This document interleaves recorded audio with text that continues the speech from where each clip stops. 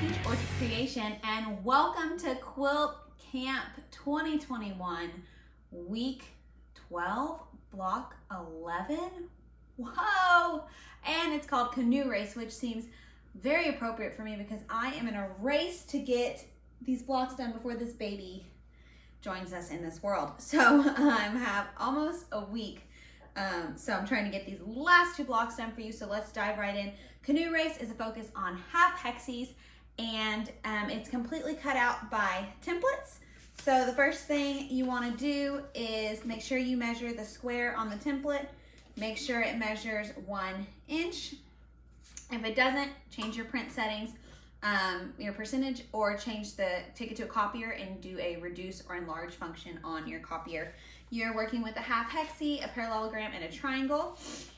Make sure you read the cutting instructions. She talks about making sure you open for certain fabrics and you can cut others with it folded, and then be mindful as well as if you have a print and you're working with directional fabrics.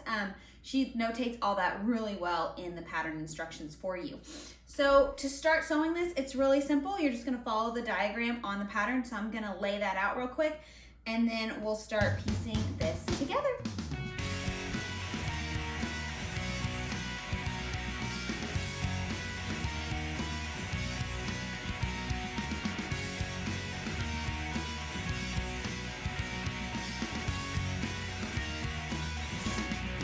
So here it is all laid out, and we're just gonna go ahead and sew them together row by row.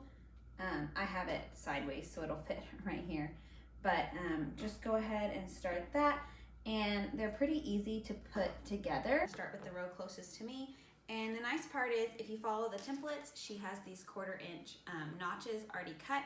So the nice part is you just line up those notches and you sew them together with a 1/4 inch seam, and you will be so amazed at how quick this block comes together. So let's get moving. And just like that, sewing on the edge of the 1/4 inch notches she makes, you'll get this perfect straight line from one piece to the other. She says you can press them open or press them to the side, totally up to you. And y'all know me, I like to press things open, so that is what I'm gonna do. Use a little bit of spray, get myself a nice flat block, and just continue busting this out.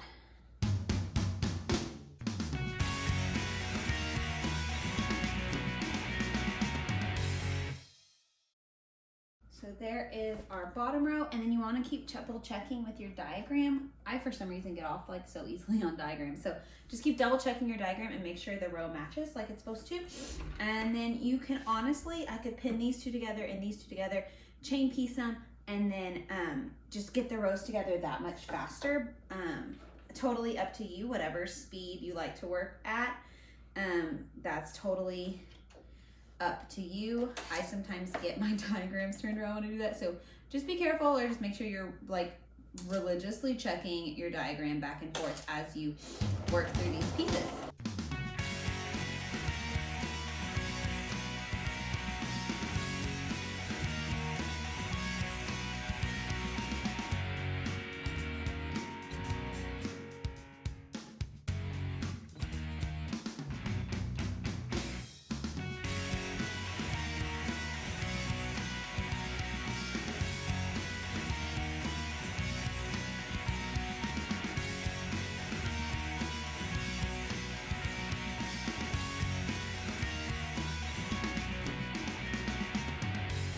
Rows done, so now I'm going to lay out, line up, and pin my rows to piece all my rows together. So let's do that.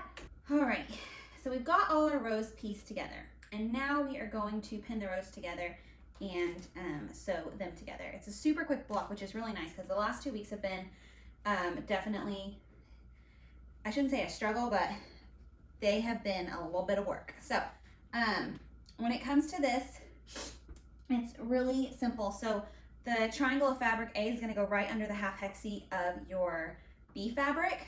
So just like that, and just like that.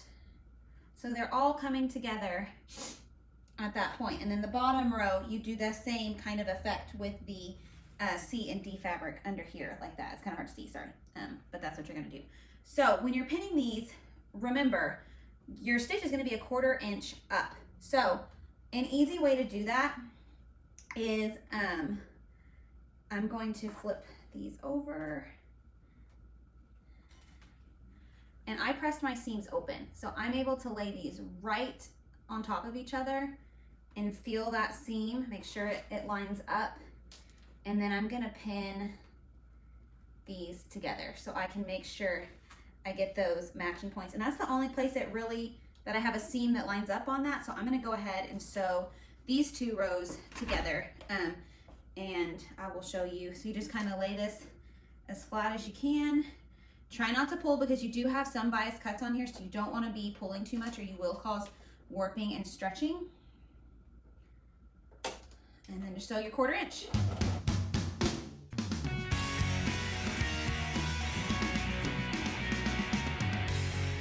When you go over triangles, you want to make sure that your seam is right at the tip or a little above it, so that way you save that perfect tip as you are sewing those rows together, because those sharp points are what you're really wanting that make this block so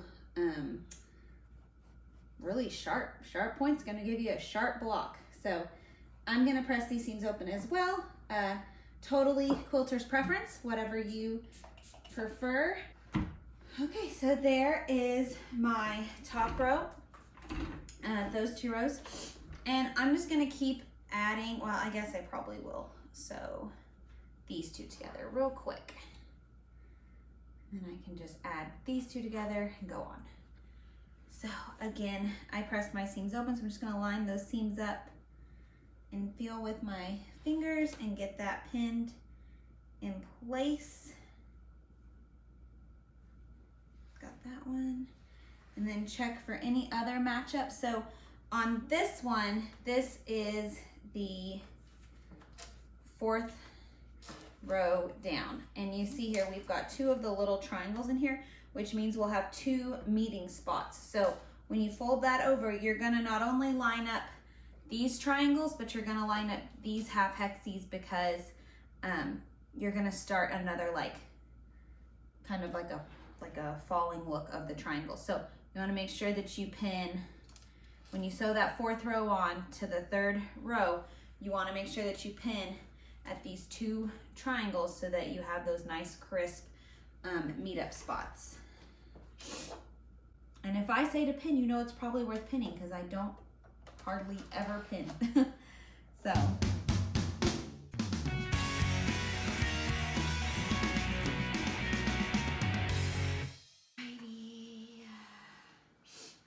And we preserved that point, and it looks so cool.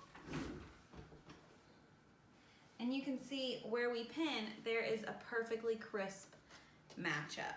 So that's totally worth the pinning. The 2 seconds it takes, it's totally worth it. So stinking cool. And now we're gonna sew these 2 together and then sew the bottom one on, and we will be all finished. All we have to do at the end is trim up the block.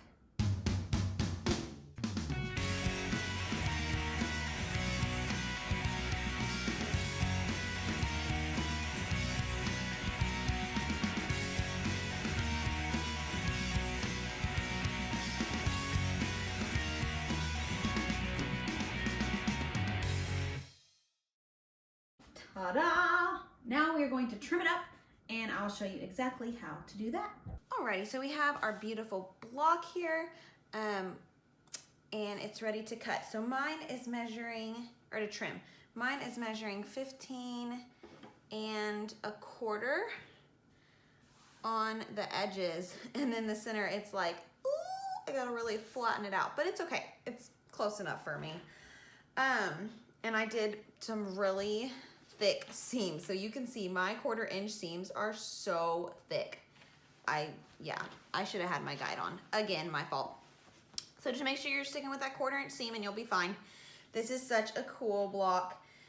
And now time to trim it up. So I have a big giant trimming ruler. So I could easily just lay this bad boy down. Do it. Hold on. Make my brain work. Hold on. It's working. And I would line up the seams. It's really where more I would line up versus the bottom edge, because my bottom edge, you can see here in the middle, it shrinks up a little bit. So I would really probably use the seams, honestly, to line up, to square up overall. But if you don't have a big one like this, do the same concept and lay a ruler like this all the way over to this edge. Beep, beep. And then keep it on this seam to kind of give you a straight line. And make sure you're all the way over. Okay, make sure everything's nice and flat. And then I would, scariest part. Every time, it's the scariest part. I hate cutting up a good looking block like this. It's just awful. And then I'm gonna scoot this up, boop, boop, boop, to a straight line and trim again. Trim that off. Makes me a little anxious. Okay, and then kind of get that flat, and then I'll bump it up to another seam. Kind of keep it straight on my previous line. Okay, and finish that off. And then I can do one of two things. I can put this all the way over the corner of my mat and come over here to 15.5 and do it that way. I don't always trust the mat when doing this. So another thing I could do is, if I don't have a big enough ruler, is I can, because I know this way I'm close to 15.5, and this way I definitely want to be 15.5. So 15.5 divided by 2 is 7 3/4. So I can line up 7 3/4 over here, and I can mark, give myself a little marking, 7 3/4 up at the top, give myself a little marking, and then bump this over to 7 3/4, line it up with a seam, any line, oh sorry, my head's in the way, and then line up my ruler with a seam, get that 7 3/4 marking on there, and then I can trim. And you can come down here and do the same thing and see it against the mat. Oops, keep it right over there. 7 3/4 right there. Line it up with a seam right here. Boop, bitty boop. 7 3/4. And I'm right at 15.5 on the mat. So I'm gonna go ahead and do that. And oh, it's the worst. It's the worst feeling in the world. Chopping up a made block. I don't know why, but it creates some beautiful, beautiful blocks.